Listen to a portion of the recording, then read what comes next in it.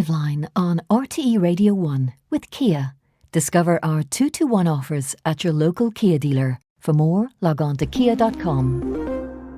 Liveline on RTE Radio 1 with Kia. Discover our 2-to-1 offers at your local Kia dealer. For more, log on to kia.com. 1850 715 815. Hello, good afternoon, and you're very welcome to Liveline. 51551 is our text number. Mary Farrell.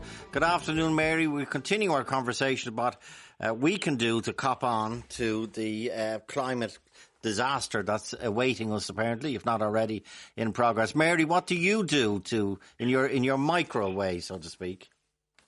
Well, I don't shower every day. I only shower every fortnight because I think it washes the oils out of your skin. So you shower once a fortnight? Yeah, and obviously I wash myself every day in between, in the wash and basin in the bathroom. And why did you decide to... Well, I'm doing that. I've been doing that for years. I didn't just start it now, you know. Okay, so for 13 out of 14 days, you don't have a shower? No, I won't, because I think it washes all the oils out of your skin. Okay, and do you make any exceptions to that? In other words, if you were going to a wedding or a funeral or special occasion, or... No, I'd still wash myself in the wash and basin because I consider myself very clean. I'm absolutely shining, actually. Okay, well done. Yeah. And what you think preserving the natural oils gives us a bit of a glow or an aura? It keeps me young looking. Well done. Might try that. Betty Mitchell is in Birmingham. Betty, what are you going to do to save the planet? Well, can I start by telling you, Joe, this morning I woke up and I thought I was listening to all this going on in Glasgow at the minute. Okay. And I woke up this morning and I thought, well, what can I do to make a difference to the planet? I'm on my own now, but I do have a lot of family and lots of grandchildren and great-grandchildren. Okay. So the one thing came into my mind was that rainbow song, The Rainbow Connection. Why are there so many songs about rainbows? And can I just read to you what I've written, Joe? Okay, yeah. Every time I see one, I jump for joy like a child. I've seen so many over the years and taken many photographs of them. In the book of Genesis 9, chapter 9, verses 13 to 17, the Lord says, "When the rainbow appears, I remember my promise to you. I will see it and will remember my everlasting covenant with you and all living beings on earth, says the Lord. Okay. I am putting my bow in the sky. It will be a sign of my covenant with the world. The promise of God was never to flood the earth again. And I've often thought about that with all the floods we see nowadays. And so this got me thinking. Okay. And then I went on to say, as I see it, we are breaking God's promise. We are breaking our promise to God to take care of the earth ourselves. Yes, it's time to take stock of what changes each one of us can make in so many small ways, such as not wasting water by taking less showers and baths. Mm-hmm. Actually, I was just writing that as you came on to say about taking less showers. So that prompted me to But do you not like you. the sensation after you have a shower and you feel you've had a good scrub? Yeah, of course you do. But the fact of the matter is, Joe, you know, I was brought up in the 1939, 40s, 50s, and some of us didn't even have a shower or a bath. It was a tin bath, and you had to make do. You know, none of us went around. Okay, so you're vowing, Betty, not to take more baths. I presume not to waste water. Well, I don't take baths, but okay. I try not to waste water. Can I finish what I was going to say? Of course, yeah. Yes, it's time to take stock for each one of us to make small changes, such as not wasting water, running the tap when cleaning our teeth, using a cold wash gel for 14 minutes when doing our washing, cutting out lights when we don't need them, using low-energy bulbs, not wet wipes down the loo, recycling all we can, wearing warmer jumpers instead of turning up the dial on the heating, using less hygiene sprays, shampoos, shower gels and whatnot, using face flannels to wash and to dry instead of big towels. I've started using that. It's amazing how it's cut down on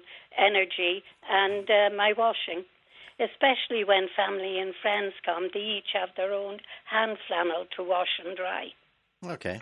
Stay there, Beth. I'll come back. I'm going to do a list of things. I'll come back to the rest of your list in a second. Jim Walsh contacted us from Copenhagen in Denmark. Jim, good afternoon.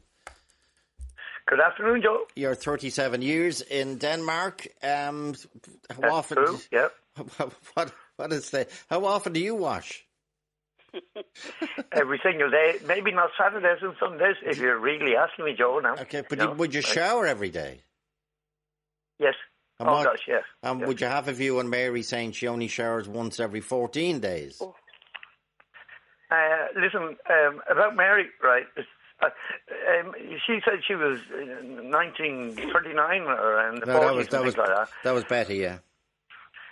That was Betty. Then I'm going to go over to Betty there, right? And I remember when I was a child, I was the youngest of 5, right? I'm just a couple of years younger than you now, Joe, by the way. Okay, don't worry, yeah. Catching up. Right, and we had a zinc bath, yeah, right? Like Betty was saying there, right? And I had the youngest of 5, and the first one went in, and the second, and the third, and the fourth, and then I was the last, right? And I was 30 when I came out. Okay, they were the dirty old days. Tell us about Denmark, Jim. Do you have nuclear power? Do you have wind power? Do you have solar power? In terms of climate change, we do not have nuclear power in any shape, form, or size. Okay, we've got wind power like nobody's business. In about 5 years' time, they believe that the whole country will be producing enough electricity from wind power to, And what do you do? What's the backup? Because wind power isn't consistent, obviously, because the wind isn't consistent. There was another thing there, and then we have like solar power as well. But I presume Denmark, being on mainland Europe, I presume it's connected. There's interconnectors to other countries, electricity-wise. That's true. Now, yes. Denmark is actually a peninsula on the top of Germany, if you like. Yeah, right? Yeah, but it is. There is a land connection. There's a land connection. And then, like, we have the connection, like, from Norway, Sweden, and Norway would have, like, an awful lot of electricity from the fjords, from the rivers, if you want to call it like that. And Finland, which is a country with the same population as Ireland, has nuclear power, and they haven't any issue. They won't be having any blackouts, they say, this winter, and they've loads of data centres because of the There's another thing there now. When you were saying that there, Joe, right? I haven't, like, in the last, 20 years, we don't have blackouts in the country. You know, we don't have electricity wires up in the air. Okay, well, you see, we generally don't have, apart from breakdowns, we don't have blackouts, but we've been told that this winter we have to brace ourselves. Lillian Chambers in Blackrock. Lillian, good afternoon. Joe at RT.ie. Back to what people are doing in the pandemic. What happened, Lillian?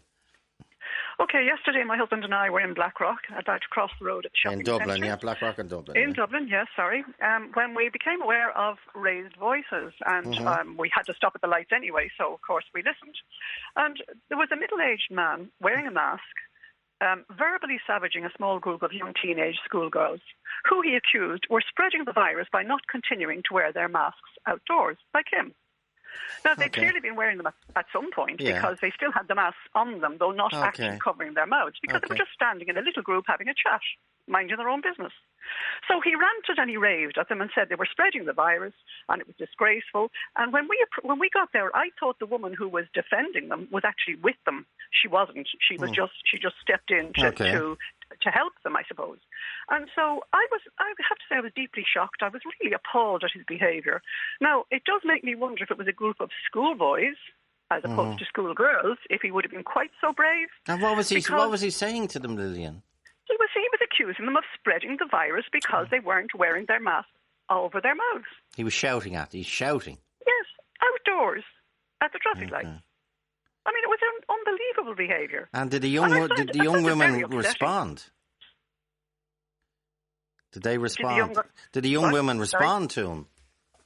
'Cause Did they what? Did they respond to him? Did they say anything to him? I don't know. Maybe they had said something before we arrived, but while we were there, they were just, so 3 of the 5 of them were in tears.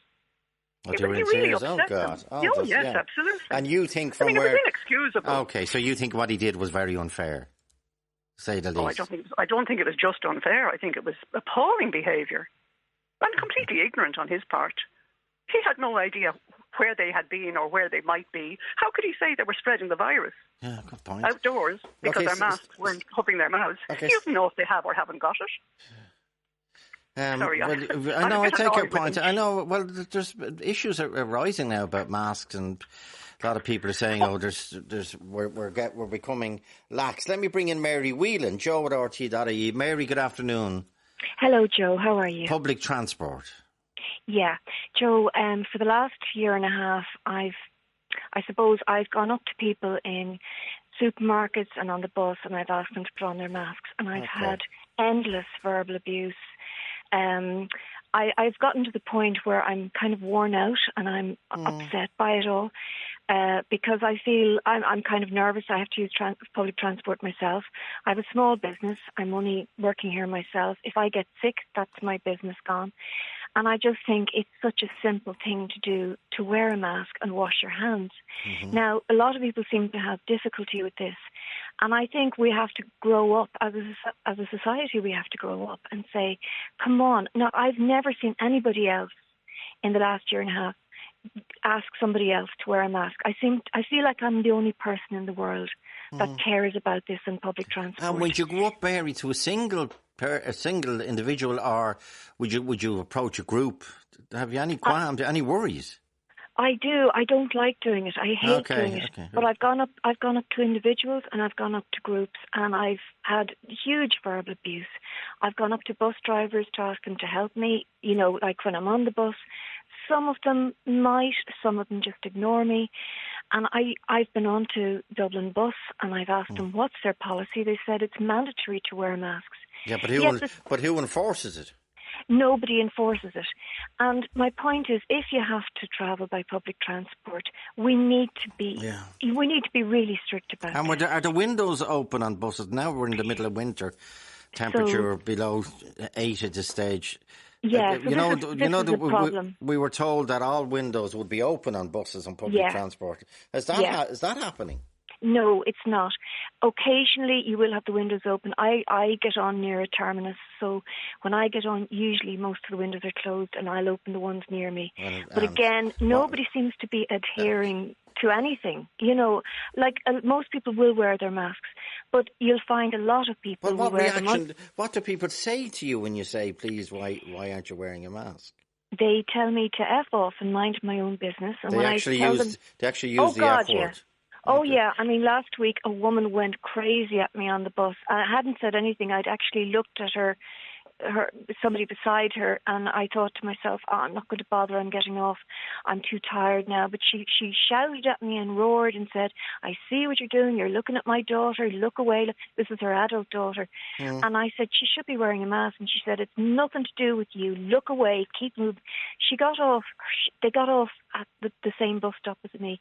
And I thought they were about to launch on me. I really did. What do you mean? They're going to physically attack you? I felt threatened for the first time. Okay. They'd gotten on at the stop before my stop.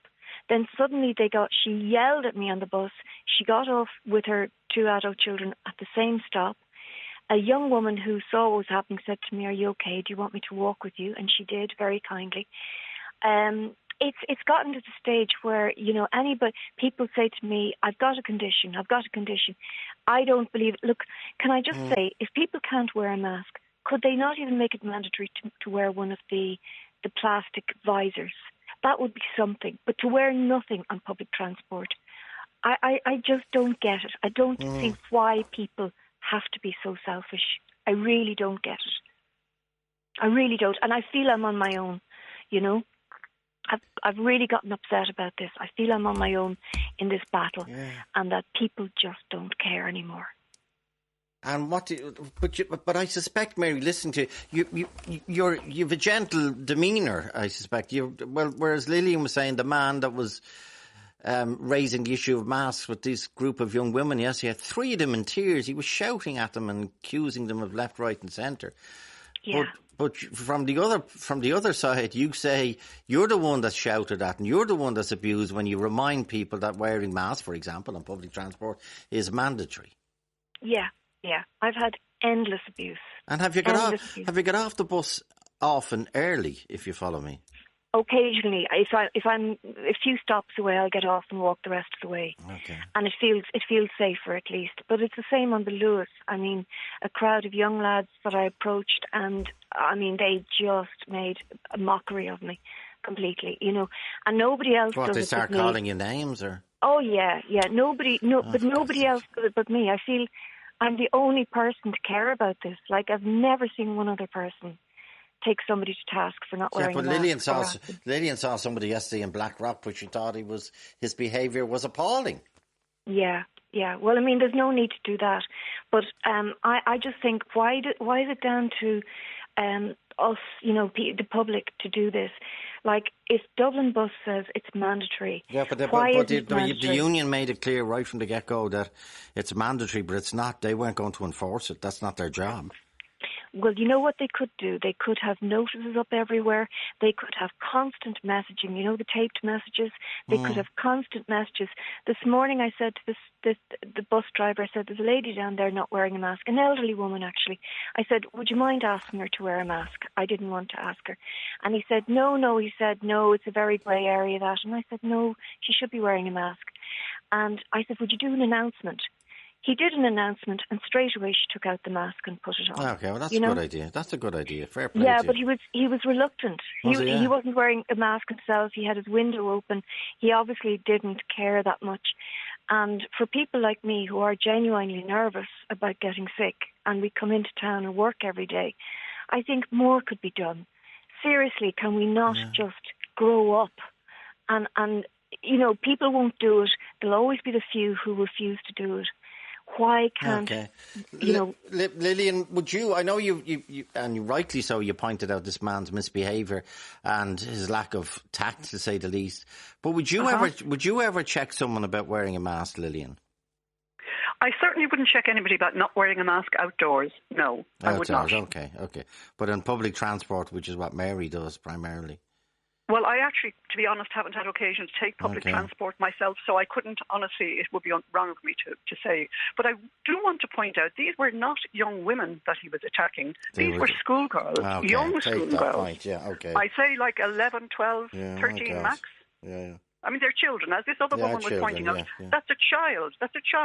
But that meant nothing to him. I don't know. I mean, if people have to do their own policing, it's a sad state of affairs. And Lillian, because I think public transport is in trouble, because on the one hand we're told by the union to get travelling on public transport in Ireland is taking your life in your hands. We've had stories. We've had stories here, but I don't think it's taking your life in your hands.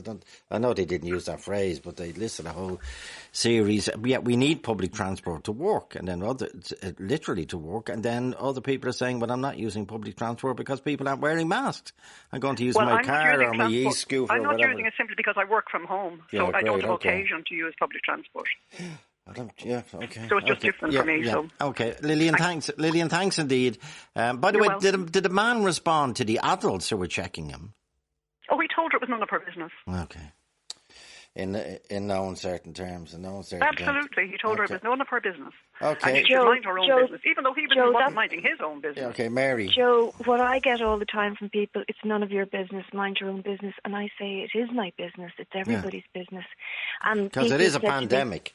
It's not like someone has a broken arm and that means I don't get a broken arm if I go near them. But if someone has a COVID, if I do go near them, the chances of me getting COVID are vaccinated or unvaccinated, I know the effects are different whether you're vaxxed or unvaxxed. But the chances of getting COVID from another, that is the difference. It is a pandemic. There is a reason why 5 million people have died. And it's not because one person had a broken arm and then it spread around the world. Robbie, your point, please. Would you check somebody, Robbie? I would, Joe, yeah. And what response do you get? I have done already. I gone to a fella in a chipper, and he told me to F off myself. So, what did you say? What did you say to him? I said step outside, and he said to you. He said to you, step outside. No, I said to him, so step outside. So if this is your attitude, I said, we all have to live.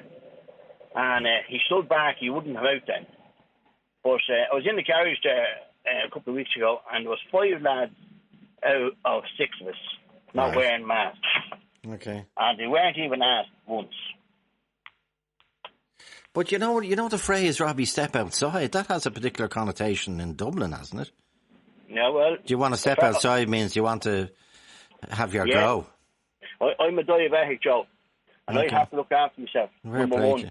Number two, I don't think that the police is doing much about it either. Yeah, who do you ring? Who do you ring in a... Well, like the shop owner should be taking more responsibility too. Yeah, but maybe they're worried about getting abuse. By the way, what did you when you said to your man? You sure he didn't misinterpret you when you said step outside? No, he knew because of the mask. Mary. Joe, can I just say, I have a small shop in town. I wouldn't let anybody in the door without wearing a mask. Okay. And I wouldn't be worried about abuse. It's never happened to me. I've never had somebody come in without a mask. But I think there's a duty of responsibility to your customers and to anybody who's in your shop that everybody wears a mask. It's a duty of care. And every business owner should take that attitude. Yeah, I agree with that. Okay. Robbie, have you ever felt you were going to get a box? Once, yeah. I probably went to me. Just to do with the pandemic? Yeah. What happened? The tools ended up on the floor. What happened? Did you check him or something? Yeah, I pulled him on not wearing the masks, and he said that it's all a joke. Yeah, and you said... I shoved him back, and I said, don't push me. He said, it's a pandemic. It's all a load of bullies, and it's a flu. So I had him with a throat in seconds, because, like as I said to you, I can't afford to be sick. And I even rang the guards, and I was told they couldn't do anything about it. But who started? You're saying the two of you ended up on the floor fighting? Yeah. He came in and he pushed across me. And I nearly got scalded with the tea. And he told me, this is all a farce, this pandemic thing. It's a flu. And who got the better of who on the floor? What's that in the background? We were separated. Okay. Well, are you able to, as a fellow said, are you able to handle yourself? I can. Okay. I wouldn't back down for no one. Would you not? Okay. Have you ever been? No. Well, have you been in many fights? No. Thank God. No. But you're saying that you were saying that the boxing match you got into and the two you ended up on the floor was about wearing masks. Exactly. Wow. I even reported to me own TD, local TD in Edison. And what did he or she say? Well, he said, as he said, look, he said, it's a pandemic and they should be wearing it, he said. And he said, the law is there first. Yeah, but who's enforcing the law? That's the question. And who's obliged to enforce the law? Who can enforce the law? Well, they're saying, I was listening to yourself there last week, and they were saying the publicans and the nightclub owners has to enforce the law. So I reckon shopkeepers should have to do the same. Yeah, but they have to come out from behind the counter.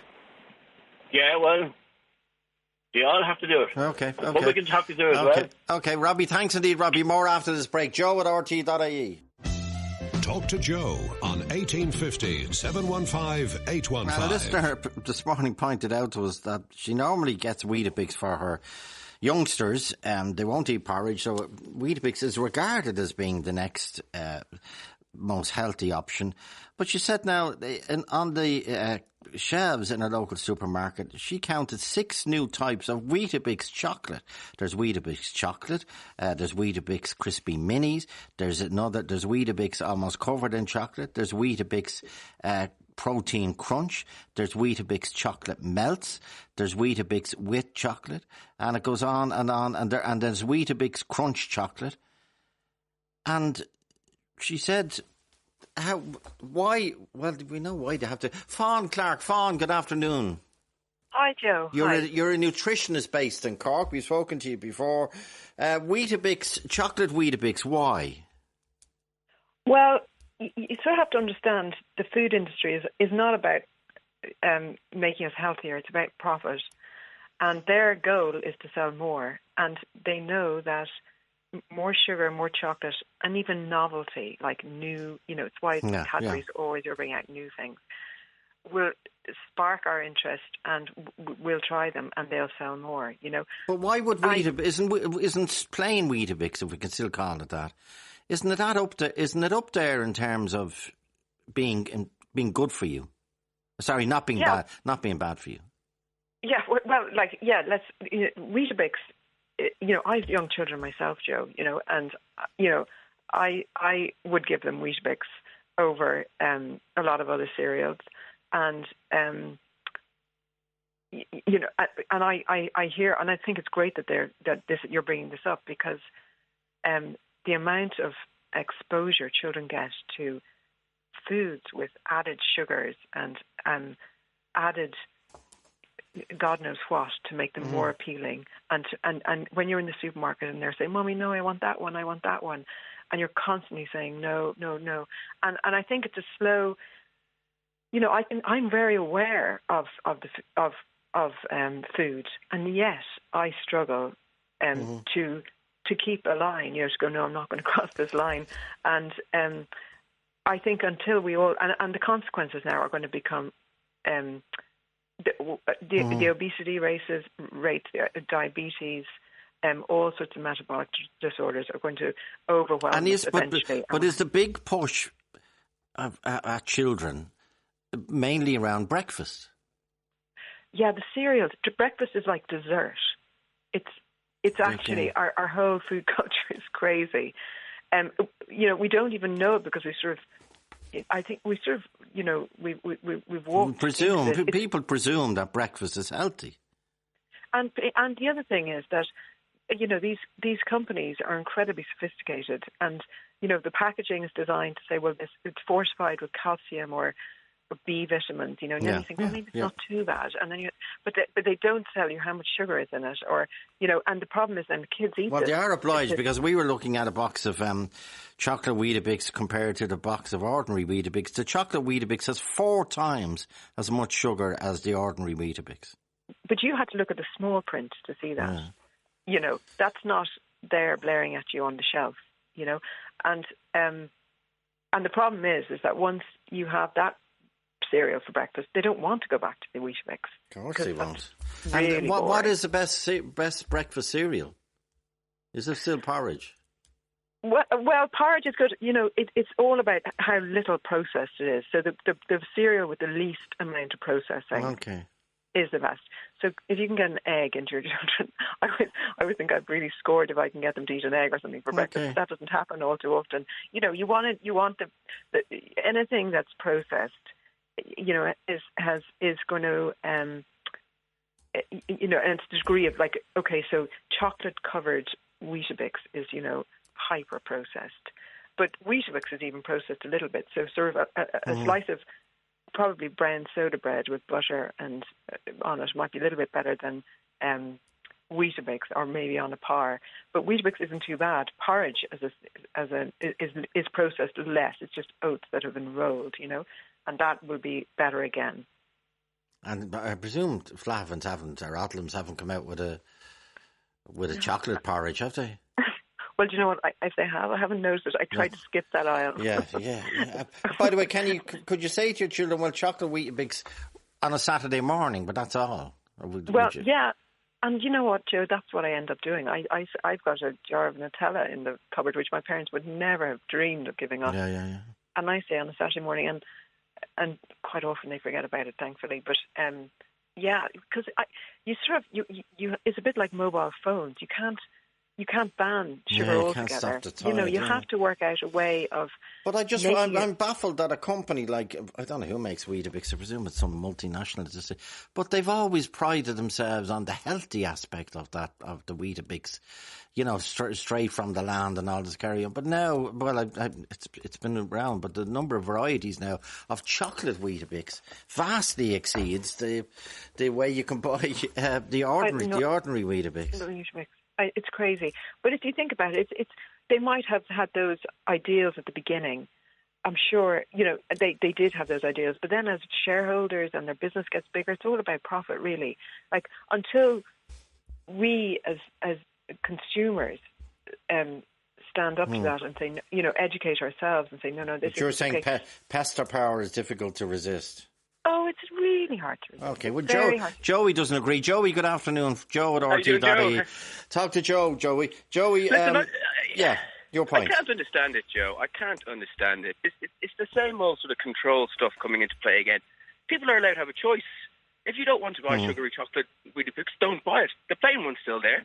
We live in a free country. We live in a free society. Whether people like to accept it or not, it is a capitalist society, and we have choice.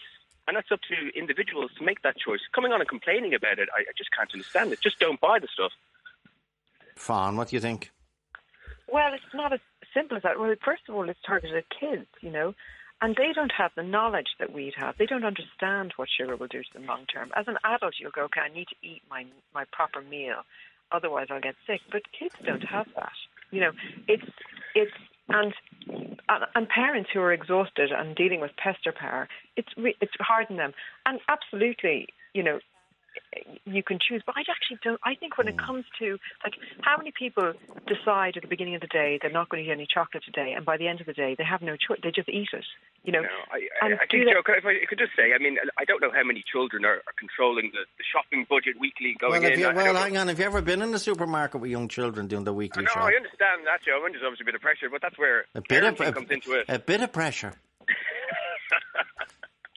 But listen, Joe, I just don't understand that there's no individual kids going into a shop and buying a box of chocolate Weetabix. It may happen occasionally, but I don't think it's the norm. It's the parents' decision. There's so much pressure from children that it's actually coined its own phrase. It's called pester power.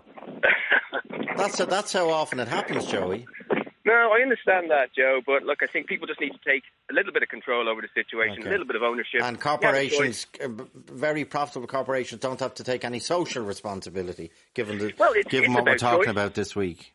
It's about choice. It's about choice, and I think, you know, they're open to. You don't have to. They're not forcing anyone through with these purchases. That's my opinion on it. Okay. Thanks indeed, Joey. Thanks indeed, Fawn Clark. Thanks both. Joe at RT.ie. Talk to Joe on 1850 715 815. Talk to Joe on 1850 715 815. The mask backlash continues. Tommy is a taxi driver. Tommy, good afternoon. What's your experience in the cab? Joe, good afternoon. Thanks for taking the call there. Thanks for making it. I was talking to your colleagues there, in fairness, I just find there's a bit more complacency now in relation to the mask wearing now, especially getting onto national transport, the likes of buses and trains and that, you know, especially in the taxi that I work in, it's kind of a bit prevalent now that people don't wear them, you know. And what reaction do you get when you say to them? I'll give you a simple example there, Joe. I was working the weekend there, I was national running, as you know, and I went to a call off my taxi. And I went up to a house and 4 people came out. There was the father, naturally enough, the daughter came out, young daughter, the mother, and his partner came out. The 4 of them, none of them had masks. And they all jumped into the car, and I said, I'll give them a chance, maybe have them in the pocket. You know yourself, you know. Yeah. So anyway, they stepped into the car, and I just said, how are you doing, where are you off? So they gave me the destination, and I said, have you got a mask? By any chance? He says, have you got masks? And I goes, no. I said, sorry? I said, no, I haven't got a mask. I said, has anyone just got masks? He said, no. He said, no. I said, sorry. I said, I can't take it. He said, what? Sorry, I can't take it. I said, He said, why can't you take it? I said, well, to be honest with you, I said, you're getting into my car. I said, it's the law. It's a baby's wear a mask. Yeah. I said, it's compulsory.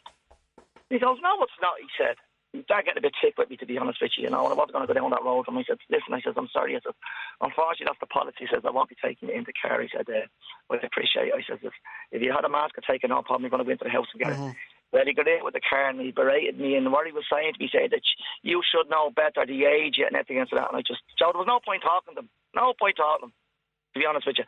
And it's not the first time, Joe, to be honest with you. I just find out at the weekends now when people are coming out of the discos and the nightclubs and all. Now, I understand people might forget the mask in there a few drinks. That's understandable.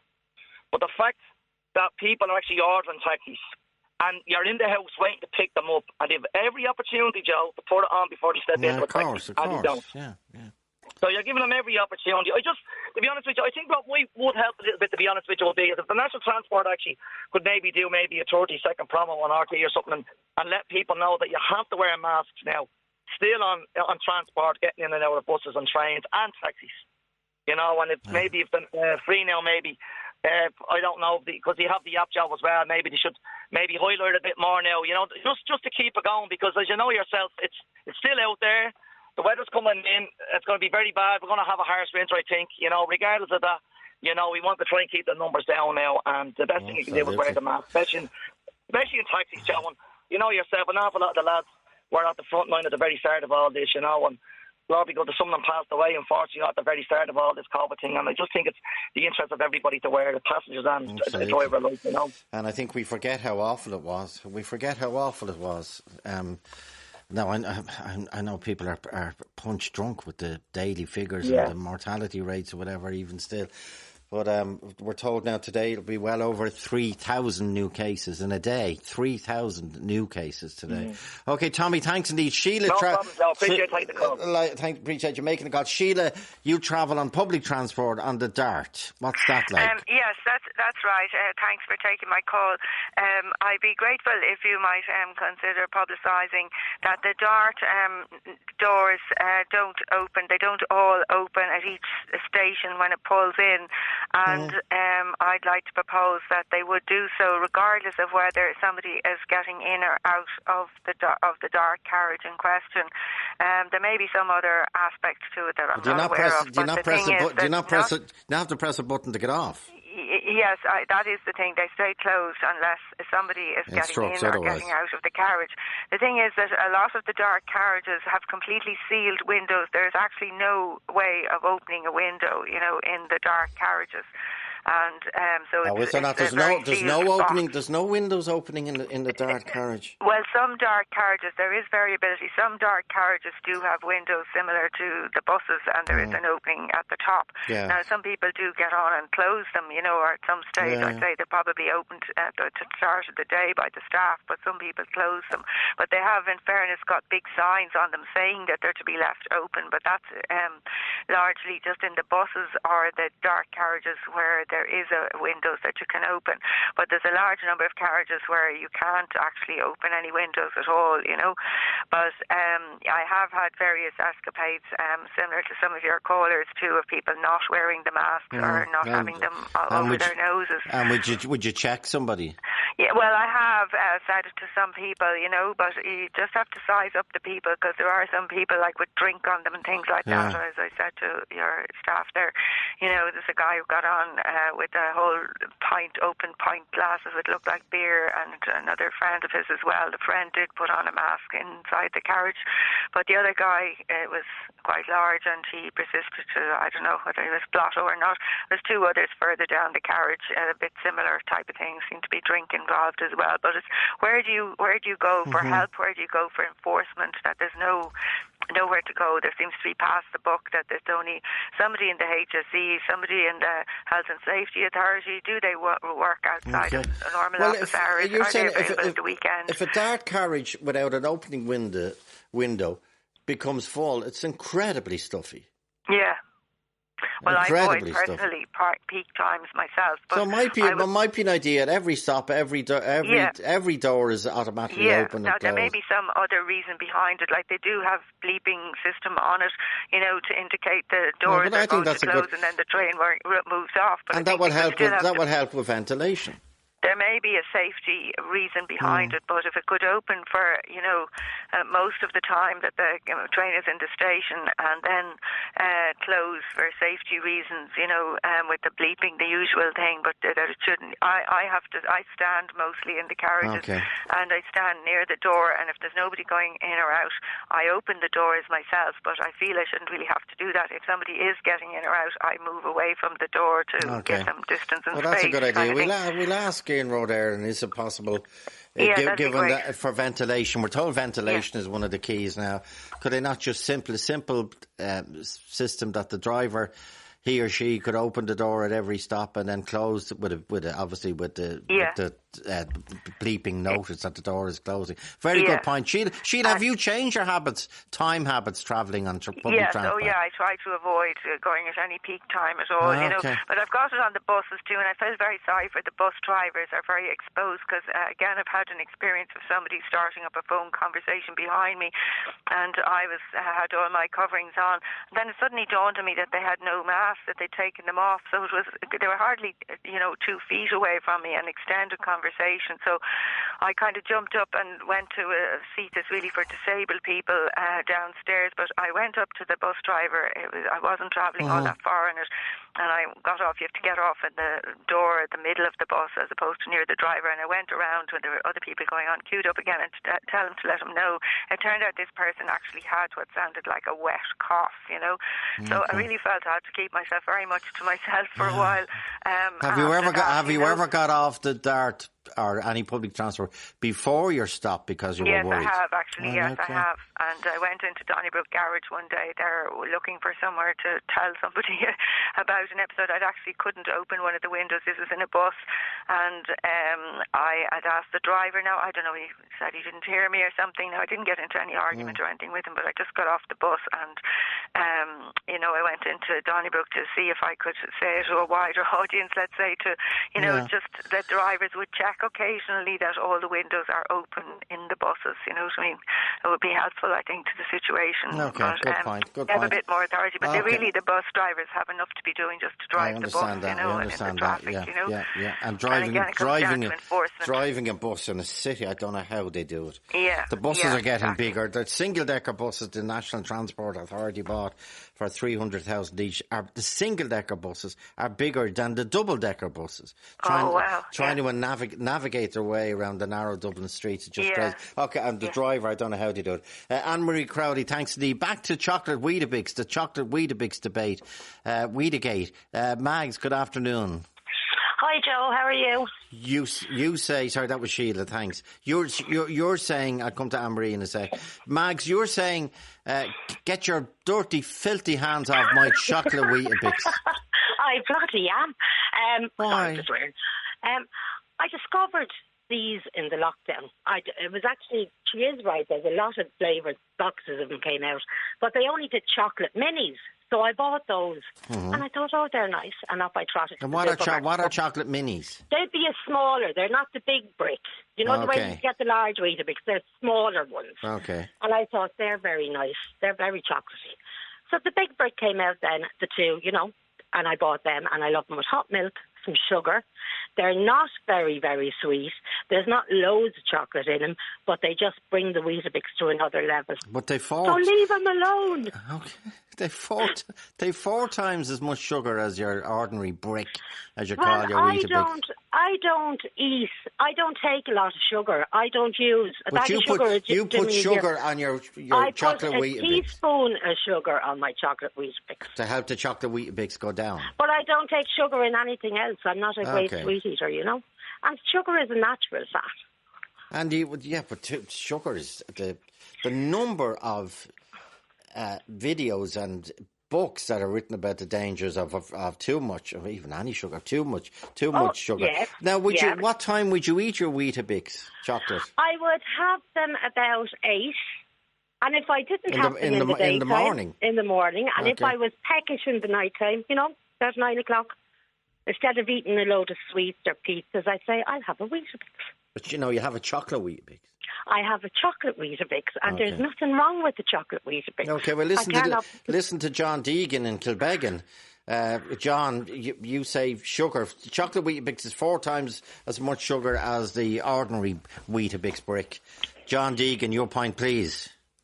And my point is that you don't need sugar, and sugar is as addictive as heroin or cocaine, and it's as bad for you almost as well, because it causes all of the current medical problems.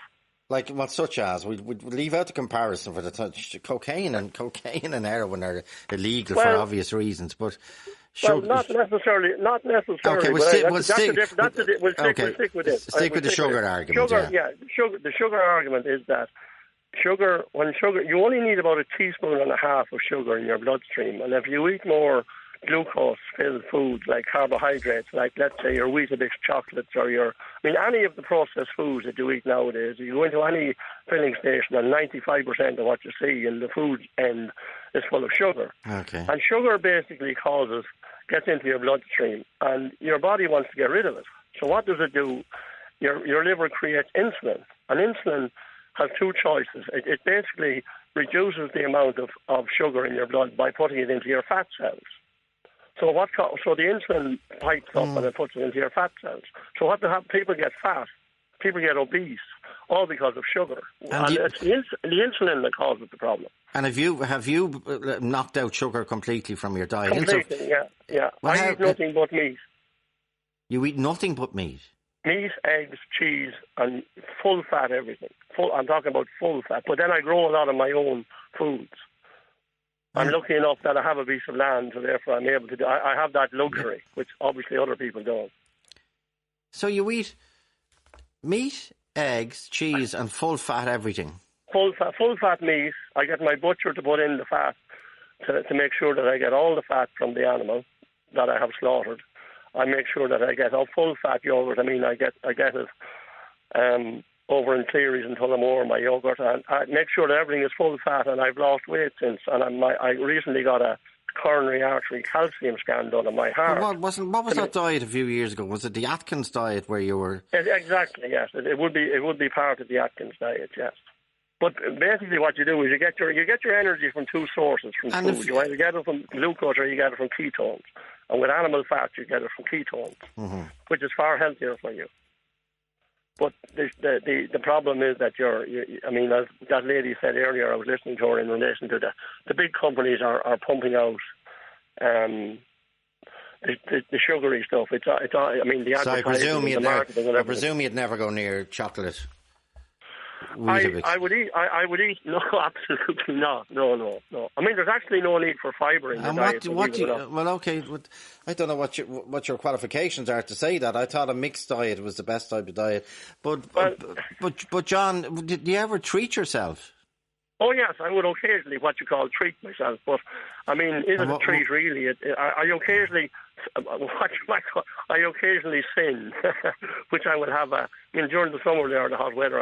If you do sin, would you please confess your sins, please? What do you? Well, I would have an ice cream on occasion, or I've have if there's friends in for dinner or something and there's dessert going, I will have. My daughter was recently home from England for the first time in 2 years, and we cooked dinner and whatever, and there was nice desserts my wife made, and I had some of that. Which was sugar. But I actually feel funny after it. I feel as though my tummy gets upset and things like that. It doesn't. Where before this I was a total carbohydrate. I grew all my own vegetables, my own potatoes, my vegetables. I have a full apple orchard here. But John, don't be overly personal. But if all you eat, you say all I eat is meat, eggs, cheese, full fat everything, and full fat yogurt. Would it be a different fragrance off you? Yes, well, the one thing you need is you don't need. Let me put it like this: I wasn't terribly worried about the scarcity of toilet paper last year when COVID started, because you don't go as frequently. Let's put it like that, delicately. But I feel it's healthy. There's no problem. You see, there's this fascination that you have to go every day. You don't actually, and I only eat about twice a day anyway, because I feel much fuller. I don't feel as hungry. Like I went home at lunchtime, I had a cup of tea, and I came back to work. I hear you at lunchtime. You don't feel hungry. Yeah, okay. But it sounds to me, anyway, it needs a lot more investigation in terms of consequences. Anne-Marie Crowley. Anne-Marie, thanks, John. Anne-Marie. Hi, Joe. Chocolate Weetabix is where it began. Well, chocolate Weetabix and parents buying them for their children. Well, the opening argument was, how come Weetabix, which was regarded by many people and indeed lauded by the makers as being one of the healthiest cereals, they flipped and have thrown in chocolate. It's quadrupled the amount of sugar in it. And why would the healthiest cereal that traded on that unique selling point will go to create a variation of the cereal which will make it one of the unhealthiest cereals? Well, first of all, Joe, I don't know is original Weetabix that healthy anyway. If you look at the back, it's probably got salt and sugar and stuff in it anyway. But they've obviously added the chocolate to get people to buy more of their product and make more profits. And my point is, parents really have to take responsibility for their children's diets. I mean, just don't buy it. Now my children are older now. The youngest is 17. Right. I have 3. And when they were smaller, I just didn't buy it. I mean, they would say, "Oh, we want, Rice Krispies. We want, why can't we? Cocoa Pops. We got them on a sleepover. Yeah, and John has it and James has it or whatever and Mary. But in the end of the day, I used to say to them, well, that's your treat then for the day done. Because, to my estimation, I think it's a terrible thing to do to a child is to give them a salty... I mean, if you look at the packet, the amount of salt that's in cornflakes, for example, I mean, they're just rubbish. Now Kellogg's make other cereals that are very healthy, like granolas with no sugar in them. Yeah, okay. But, But you're saying it's up to parents to say... Unfortunately, I think parents... it's a bit like the people who won't wear the masks or whatever. I think parents, if they care deeply about their children's health, need to look at what they're putting into their children every day. And I'm not saying it's easy. I think parenting is very hard. The hardest thing you'll ever do is parenting. And the other thing is, I work in life and executive coaching, and people are always trying to change habits. And really, in the end of the day, temptation, we cannot resist it. There's really no point. As Oscar Wilde said, I can resist everything except temptation. But Anne-Marie... Exactly. So just don't buy it and then it's not in the house and you can't serve it. What do you give... I don't know if you have children for breakfast. There's the question that your researcher asked me as well. When they were small and I had control... I gave them the porridge, or they might get scrambled egg on toast. Okay. Do you know what I mean? And they always ate their porridge and they were happy. And did you push sugar in the porridge? No sugar added. If they wanted sugar, I just said no. And then I'd say, well, that means no treat later on. You can't have your biscuit or you can't have because that's a treat. And then we used to break out, though, Joe. We broke out maybe on holidays. Okay. They could have all the treat cereals. Or maybe, you know what I mean? Like Christmas, maybe, you know what I mean? Porridge with no. What age were your children when they ran away from home, Anne-Marie? But they love the treats. You see, children will eat whatever you give them. Okay. And we have children who've been brought up vegan, vegetarian, whatever, and they love all their food. Just as people get used to, as I do, drinking black tea without milk or sugar. Yeah, and I couldn't abide it with sugar. Couldn't abide tea. I couldn't abide sugar in my tea. I gave it up for Lent when I was about 12, and that was that. It's relatively easy to stop using sugar in your tea. Well, I always found when I gave up sugar for Lent many moons ago, I used to find then if I ate a kiwi, it was extremely sweet. So my taste buds started to recover from artificial sweeteners. Okay. And then I used to find an orange very sweet and a kiwi very sweet, and I'd be like, normally I would think they're bland. Mags, are you still there, or are you eating your chocolate Weetabix? No, I'm looking at the box, considering it. You're considering it. Anne-Marie, I think Mags should continue with her treat. If that's her treat, then she should continue with her treat. She eats it morning, noon and night. No, she doesn't. She only has a choice, and maybe in the evening is a treat.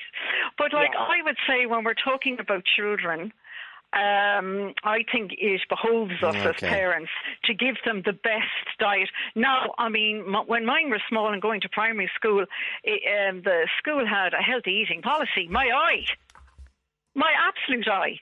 They would go in with their carrot sticks and their popcorn and their little yogurt or whatever, and all the other children would have home-baked cookies and cakes and bags of crisps. And I complained to the principal, and she said, "Oh, it's up to you to complain to the teacher." Okay, and Mags, can I ask you, you're still a young woman, do you have children or grandchildren?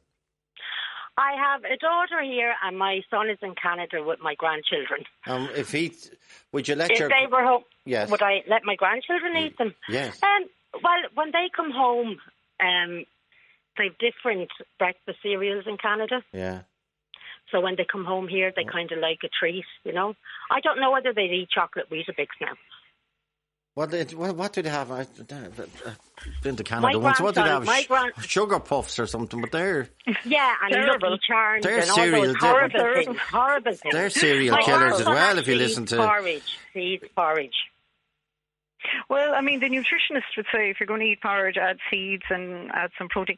Look, my children would, you know, throughout the day, they'd come in, they might have some biscuits, you know, oh my God, now they have fierce sweet tooths, they'd eat out of house and home. If there's biscuits in the tin, the whole packet is gone within seconds. You know, 2 big boys and a daughter. So I'm not saying that they've grown up with really good diet, but I just think breakfast, oh God, hold off on the sugar until a treat later in the day or something. Well, Mags, you know what the favourite Canadian breakfast cereal is? Honey Nut Cheerios. Disaster. Why are they disaster, Anne-Marie? Because, you see, the honey is just artificial stuff. If you look at the back of the packet, you're going to see lots of salt, lots of sugar. And just because it says honey and it says, 5 grains, does not mean it's healthy.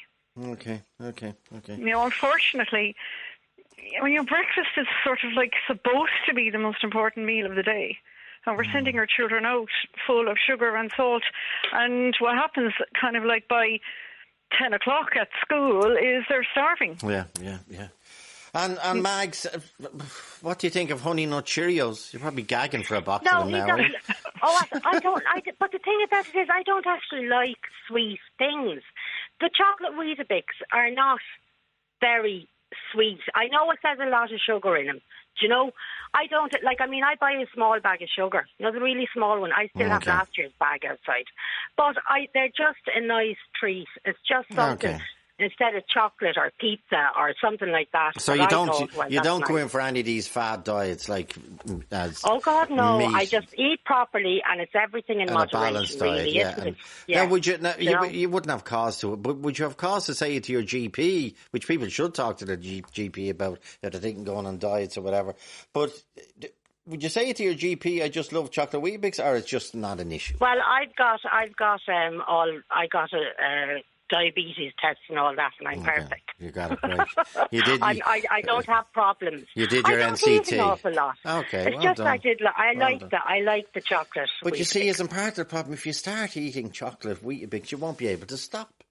No, but it's not, you see, because I'd have 2. I might have 2. Do you you've know, answered that. Yeah, you've answered that. Yeah, Linda or Anne-Marie, exactly. Did you want to come back in? Yeah, just to say that I don't think people realise that it's not the sugar you're adding to your diet is the problem. It's white bread, white pasta, all the processed food is full of sugar. I mean, I never realised a slice of bread has sugar in it. Yeah. White bread now. I mean, there's nothing wrong with it. It's balanced. Like your granny would have said, everything in a balance. Okay. Yeah. And if Max has the chocolate cereal, I mean, that's a grand treat. It's way better than having a bag of crisps and a bar of chocolate. Okay. Yeah. Okay. Yeah. Mags, have you got the 3 o'clock shadow now? You're starving? I'm actually contemplating going out and having a bowl now. Okay. And I would not have done it if I hadn't sent a text in to eat. Okay. Thank you for listening to me. Okay, I'm sorry that we've made you sin, Mags. Okay. But I forgive you in advance. Thank you very much. Go in peace to love and serve the cupboard, the fridge, and the chocolate Weetabix, Mags. Bless you, Thank you so bless much. you, bless you, my sugary child. Bye. Talk to Joe on 1850 715 815. Talk to Joe on 1850 715 815. As you know, we've had some horrific calls in the last few months about the treatment of animals and stomach-churning episodes. And we've had a significant number of them over Halloween now. And we will hopefully, we did a good few of them over the last week, and they were horrific. But Linda lost her cat disappeared on a Halloween night, but it took a sinister twist. Linda, good afternoon. What happened? Good afternoon, Joe. Thanks a million for having me on. Yeah. So basically, we have a cat, Eve. We have her 3 or 4 years. She's prone to, running about during the day and coming home in the evening. She hops through the bathroom window. And I decided to obviously post to local lost and found, cats, dogs, and a local group here through Facebook. Mm-hmm. And I received a message yesterday evening saying, "Hi, I believe I have your cat. I saw a photo of your cat, and I have it." So, being obviously, that's fantastic. Any chance you could send a photo of the cat? I'm just conscious it's a popular, it's a tabby cat. There could be millions missing. And I'm not able to take a photo at the moment, but I'll ask my wife. So this went on a bit. And are you coming or not? Can you collect the cat at 8:30? And I said, I'm not at the moment. I haven't got transport. I'm alone at home with 2 children. But can you please send me a photo? Because look, Joe, you don't know who is who these days. Yeah. And very persistent, and I woke this morning to discover the particular Facebook profile is gone. And also I had 3 or 4 more messages which were quite sinister, I suppose. I could help you look for your cat. I have your cat. Another gentleman, I have your cat. It's here. Can you come to my house to collect it? And I had 3 or 4 of these messages. So I did contact the local group and make them aware of the messages I had received and had been receiving. And they had said that people had contacted them, that there was a few of these sinister, anonymous accounts, if you like, that were targeting women who had lost pets, arranging to meet them in Costa for a coffee to help them find their cat, or wanting them to go to a home. And, Joe, it wasn't even myself. Look, I have the whereabouts. I have 2 children. I'd never go somewhere on my own like that. But, as I said to the admin, look, I'd be very concerned about the elderly being preyed on, or, a teenager or somebody vulnerable. So you reckon there was an ulterior motive there? That he didn't, well, most of all, that there was an untruth, that he did not have your cat. Didn't have the cat, but sure, Joe, if they had the cat, they would have sent a photo. The whole thing would have been done and dusted. I've actually had that happen with animals before, and it's fine, and they send it.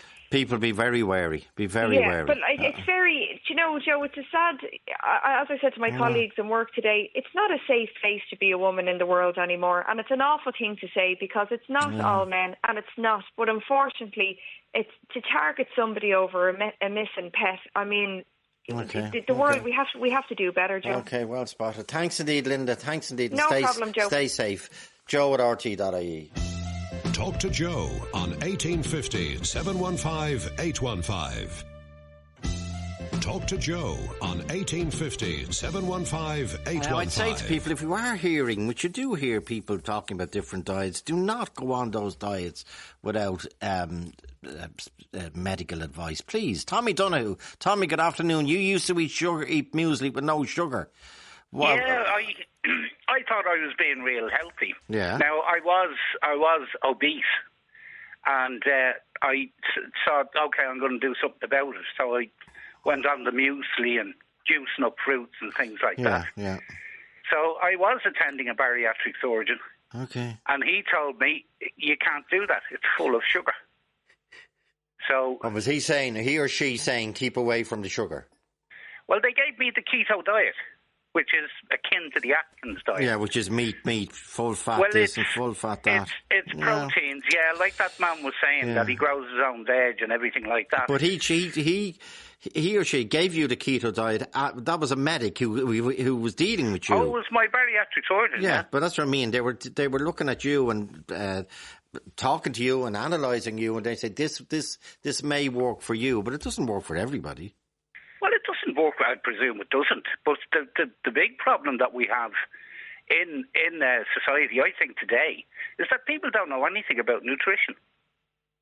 you know, people are ringing in and saying, oh, it's the parents' fault and it's the parents' this. The parents think they're doing great if they bring the kids to McDonald's, which is everything they have is laden with sugar, and sugar is very addictive. So when I changed my diet, I only ate once or twice a day. I was never hungry, and your body burns fat instead of sugar. Okay. Well, so basically, in fairness to McDonald's, haven't they brought in fruit and juices which are sugar-free? And the other thing I'd say to you, Tommy, like I know no one would recommend eating McDonald's every day, not even McDonald's, but for some families, it's a very reasonable treat. It's a very affordable treat. But anyway, I take your point. Deirdre Doyle, is sugar, who's with the Cool Food School, Deirdre, is sugar addictive? I think it is, Joe. I don't think anybody is going to say it's not. I think that's why all these food companies use it in their products, because it is addictive, and they know that. Mm-hmm. And I know you're a nutritionist. What do you think about it? But the argument that started today was over the I love Weetabix. The kids love it now, but now there's 42 different varieties of chocolate Weetabix.